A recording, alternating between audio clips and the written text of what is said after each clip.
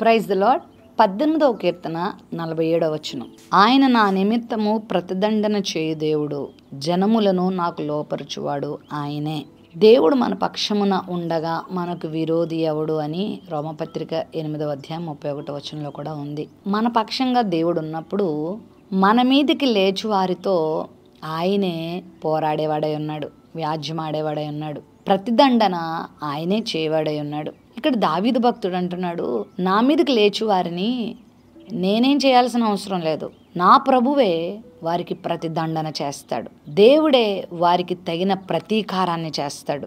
చాలా సందర్భాల్లో దావీదు తన వ్యాజ్యాన్ని ప్రభుకి అప్పగించాడు. ప్రభువా, నేను నీకు అప్పగించాను, నువ్వు చూసుకో అన్నప్పుడు దేవుడే దావీదు పక్షంగా కార్యాలు జరిగించాడు. జనములను దావీదుకు లోపరిచాడు. చాలాసార్లు కృంగదీసే పరిస్థితుల్లోనికి, లొంగిపోయే పరిస్థితుల్లోనికి చాలామంది వెళ్ళిపోతూ ఉంటారు. ఈ ఉదయకాల సమయంలో నీ పరిస్థితి కూడా ఇలానే ఉందేమో. నీ శత్రువులు నీతో యుద్ధమాడుతున్నారేమో. శత్రువులు అంటే నీ ఎదుటివారు, నీ ఇంటివారు, నీకున్నవారు అని అనుకోవద్దు. అపవాదే మనకు పెద్ద శత్రువు. వాడు అనేకులలో దూరి నీకు బాధ కలిగించే విధంగా, శ్రమ కలిగించే విధంగా, నష్టం కలిగించే విధంగా నీ మీద దాడి చేయటానికి ప్రయత్నం చేస్తూ ఉంటాడు. అయితే ఉగ్రత తీర్చుట దేవుని పని, నీ పని కాదు. నువ్వు విశ్వాసంతో నీ వ్యాజ్యాన్ని ప్రభువుకి అప్పగించినప్పుడు నీ శత్రువుతో, ఒకవేళ ఆ శత్రువు అనారోగ్యం కావచ్చు, ఆ శత్రువు ఆర్థిక ఇబ్బంది కావచ్చు, ఆ శత్రువు మనుషులే కావచ్చు, ఆ శత్రువు కొన్ని నిందలు కావచ్చు, ఆ శత్రువు జీవిత సమస్యలు ఏవైనా కావచ్చు, వాటితో దేవుడే పోరాడతాడు. పోరాడడం మాత్రమే కాదు, ప్రతిదండన కూడా దేవుడే చేస్తాడు. హిజ్కియా విషయంలో అదే కదా జరిగింది.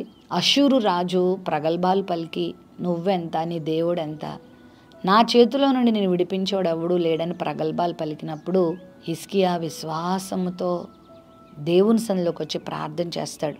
విస్తారమైన సైనిక బలం తనకున్నప్పటికీ యెషయా ప్రవక్త గారిని పిలిపించుకొని దేవుని మందిరంలోనికి వెళ్ళి ప్రార్థన చేస్తాడు. నా వల్ల కాదు ప్రభువా, నువ్వు సహాయం చేయి అని ప్రభువుని వేడుకున్నప్పుడు ఎంత మాత్రం కూడా ప్రయాసపడకుండానే హిజ్కియాకి దేవుడు సునాయాసమైన విజయాన్ని ఇచ్చాడు. ప్రతిదండన దేవుడే చేశాడు. ఆకాశం నుండి దేవదూతను పంపగా ఆ అష్షూరు సైన్యంలో 1,85,000 మంది పరాక్రమశాలిని సునాయాసంగా దేవుని దూత సంహరించింది. ప్రతిదండన చేయవాడు దేవుడు కాబట్టి ఆయనకు అప్పగించినప్పుడు ఎంత చక్కని విజయం పొందుకున్నాడు. ఏ రాజు అయితే ప్రగల్భాలు పలికాడో అదే రాజు తన దేవత గుడిలోకి వెళ్ళగా తన కొడుకులే ఆయనను సంహరించారు.